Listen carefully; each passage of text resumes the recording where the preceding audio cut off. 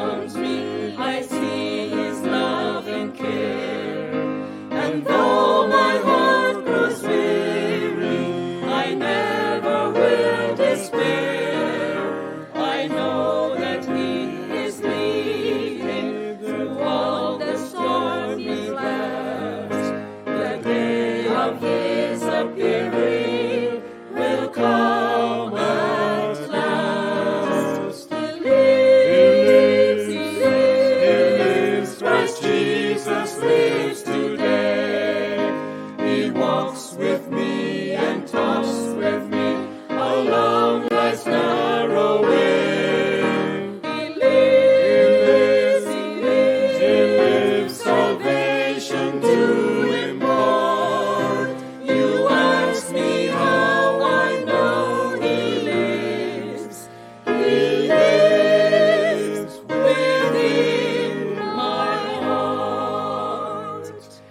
Rejoice, rejoice, O Christian, lift up your voice and sing. Eternal hallelujahs to Jesus Christ the King, the hope of all who seek Him, the help of all who find. Thy Mother is so loving, so good and kind. He lives, Christ Jesus lives today. He walks with me and talks with me along life's narrow way. He lives, salvation to impart. You ask me how I know He lives. He lives within my heart.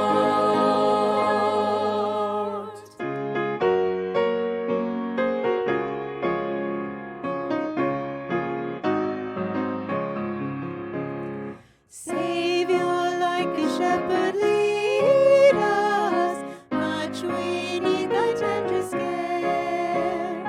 In thy pleasant pastures feed us. For our use thy folds prepare. Blessed Jesus, thou hast bought us thine we are. Blessed Jesus, thou hast bought us thine we are. We are thine, do thou befriend us, be the guardian of our way. Keep thy flock from sin, defend us, seek us when we go astray. Blessed Jesus, hear, oh, hear us when we pray. Blessed Jesus, hear, oh, hear us when we pray. Good morning, Valleyview. We're continuing our journey, as you know, through the Jesus parables. And we are diving a little bit deeper more into the story about sower and the seed. I like this story. I think that we need to give that Jesus parable a little bit more time to see what Jesus really said there and what is the message for us to consider. I believe everything that Jesus Christ is saying is something we need to pay attention because has some impact on us, on our life today, even after 2,000 years. But before we go into it, let's have a word of prayer. Lord Almighty God, thank you for your presence this morning as always. But this morning we are asking you to open our mind as we are diving into one of the stories that we heard of but never dive into that much. Right now we would really like to get into it. That's why be with us as we are driving our mind to understand your word, and we are asking for your Holy Spirit for us to change as we read along and learn along. In Jesus Christ's name, amen. Okay, here we are. Let me remind you what we did before. We talk about a story about sower and the seed. Let me read that story and try a little bit to catch up with what we did before. And here's the story.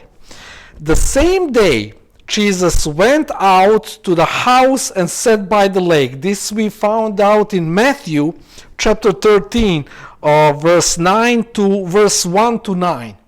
You find it in other Gospels, in Matthew, in Luke, and Mark also. And here is where Jesus sat by the lake and now interact with the people there. Verse 2 said, such a large crowd gathered around him that he got into boat and sat in it, while all the people stood on the shore. Then he told them many things in parables, saying, a farmer went out to sow his seed. As he was scattering the seed, some fell along the path, and the birds came and ate it up. Some fell on a rocky place, where it did not have much soil. It sprang up quickly, because the soil was shallow. But when the sun came up, the plants were scorched, and they withered because they had no roots. Other seed fell among thorns, which grew up and choked the plants. Still other seed fell on a good soil, where it produced a crop, 100, 60, 30. What was sown? Whoever has ears, let them hear. Jesus very interestingly finished the story about this parable. He's stating here, whoever has ears, let them hear. That means he's challenging us to go into the depth of the story. Whenever we are doing something in our life, this story should be back on our minds and give us a little bit of always something to think about. Here is what challenge is. Because story represent something about God that we should learn. Here we have sower that sowed the seed. And we were talking about this in couple of previous times. Sower is the one who was representing in this story no other than Jesus Christ. Because he left the heaven. You see, in the time of the Jesus Christ, there was not much security during the night. That's why people live in sheltered cities. Or in community, and during the day, early in the morning, they get out to do the work that needs to be done. Same thing, Jesus Christ left the security of his heavenly home, and he became one of us, made himself available to us, left security of his home to work in a field of the planet Earth. He did it because he loved you and I so much. And by doing so, he spread the seed of the truth, seed of the truth about what is salvation for us, how we are to be saved. He was explaining everything that God put in his word in Old Testament. And he told us that salvation is near. Salvation is at hand. And he's talking that he is actually spreading the seed of truth. That means we said here that sower is Jesus Christ. And he came on earth to spread the seed of truth. Then what is the point here that he's trying to make? If the sower doing his job and the seed actually is doing what is purposely done to grow, then the problem of the story is in a soil that was represented here in 4 ways. I was sharing with you before, there was actually very interesting examples I find in history. I find out that, for example, there are some seeds after 4,200 years in Canada, Yukon, was sprout germinate after 4,200 years. In Tutankhamun tomb, they found some beans, seed of beans. After 3,400 years, they sprout. Wow, that means seed, if it's not damaged, if it's not spoiled, will do his work. God put in the seed a power. If it's applied in a proper condition, it will sprout. It will grow. That's great. That means sower doing his job, that's our Lord Jesus Christ. And he's spreading the truth, the word of truth. And I believe that what word of truth is what we know today is the Bible. Bible is given by God through the blessed people by God, through the people that God put on the side to be the writers of the Bible. There was a 40-something of them who wrote the Bible from the Moses all the way to John.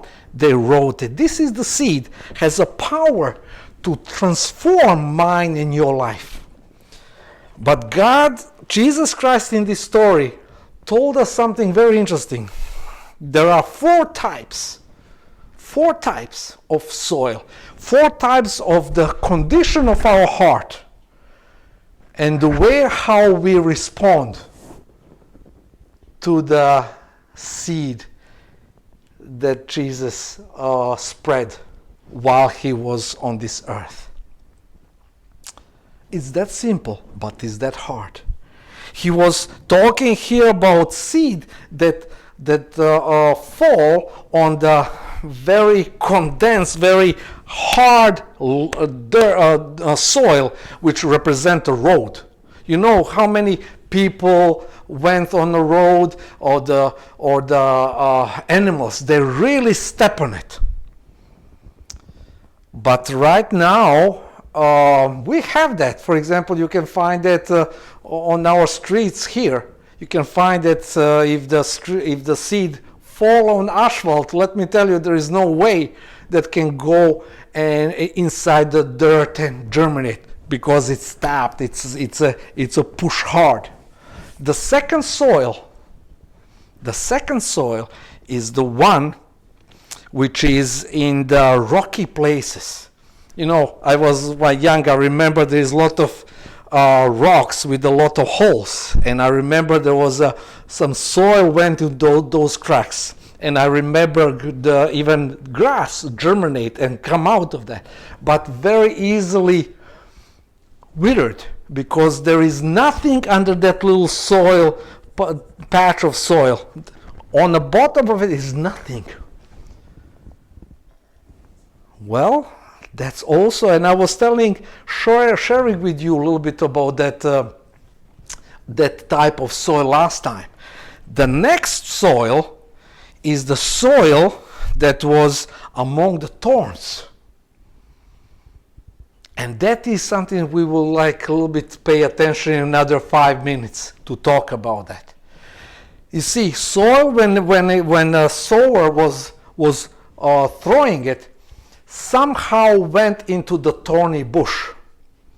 It's a good soil there because it's cold, not much light, but soil is moisture and protected, and the seed went there and start germinating, going up.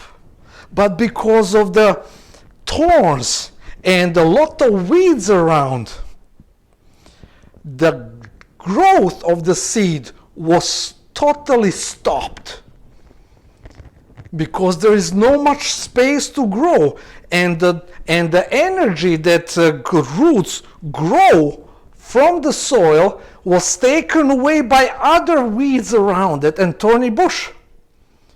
And because of that, very easily was withered. Let's see how Jesus explains that in the verse 22, same chapter, Matthew chapter 13, verse 22. It said, the seed following among the thorns refers to someone who hears the word, but the worries of this life and the deceitfulness of the wealth choke the word, make it unfruitful.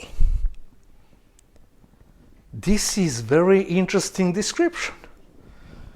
Obviously, this seed was doing his job, growing, germinating, but surroundings around them was not conducive for the proper growth.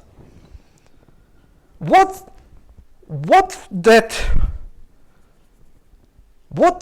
can kill that seed in mine and your life? How are you and I can surround ourselves with thorns, with the circumstances in our life that can kill the word of God in our life? They can take all the joy, all the happiness we receive from the word of God to the point that withered away. Bible describes that in verse 22 as someone who is worried too much and the deceitfulness of wealth. You see, wealth does not only means money. Wealth means everything that preoccupies my mind so much that is not God. That can be some bad habit. That can mean some addictions that I can have. And also, if I put accent on the wealth and I spend the time on the wealth, on gaining wealth, guess what? That's what my God will be. But also, if I take that money, the time there, then I don't have a time for a word of God. I don't have a time for God to contemplate, think about Him. We need to pay attention on that. Also, I can spend time on watching video games, watching TV, without taking a time. Wealth is the word that describes where my heart is. You see, this is the person that describes, that is described by the point that this person is so much excited about word of God. That person accepting it with a passion. They're not rejecting it. Oh, how many times I find myself right here. And in this point, in this time, everything else taking away my time, my attention, my concentration. When I wake up in the morning, what is driving me on that day? What preoccupies my mind? If it's not God, that must be some wealth that I'm hiding within me. Then another day will come and I will forget about God. Another day will come and I will forget about God. And I'm creating a habit in my life where all other activities, wealth of my life, choke God's presence in my life. That's the danger. Let's not allow the thorny bushes in our life, habits that take away the time from our God, be the wealth of our life. We can do better. God saying that He can provide us with the strength to recognize those things and surrender that to Him. Are you ready? And I will always call you up for that passion, for that drive. Let's do this. Let's try to recognize those thorny bushes. Let's recognize that wealth in our life that take away Jesus Christ from our life. How about that? Let us see what God has in store here for us and see what we can do for Him. Thank you for listening. Let's do the one song and we will have a word of prayer.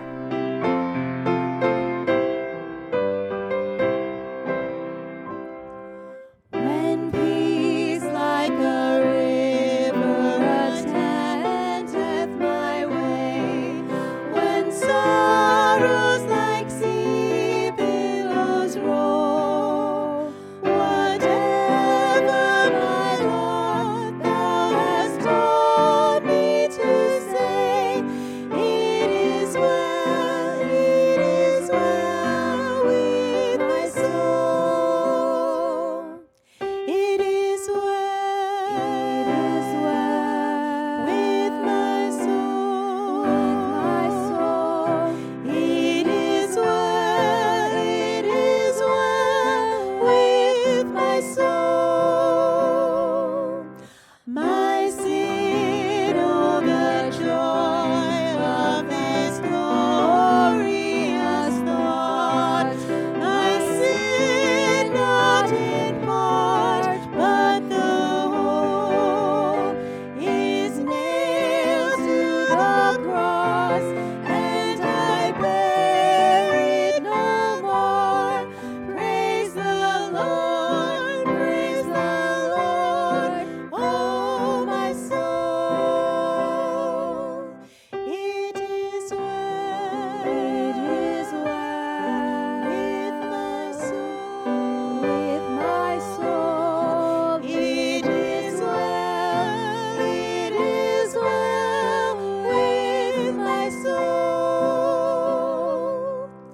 And Lord, haste the day when my face shall be sight, the clouds be rolled back as a scroll, the trump shall resound, and the Lord shall descend.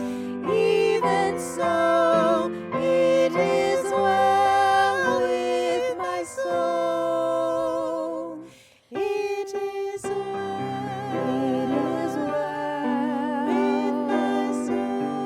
with my soul, It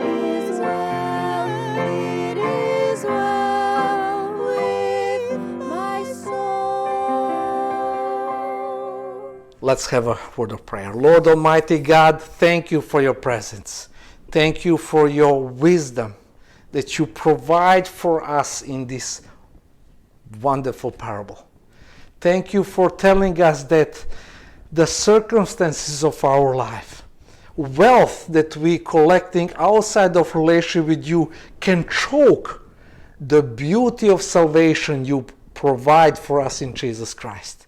Please, God, give us a strength to recognize what is it in our life that take away joy of salvation. You talk about wealth here, God.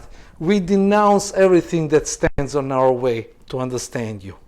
That's why give us strength to have a courage to recognize those things that stop us to have a time with you, to relate with you, to know you more. Forgive us our sins and give us strength to continue searching for you in our lives. In Jesus Christ's name. Amen. God bless and have a good day. Bye.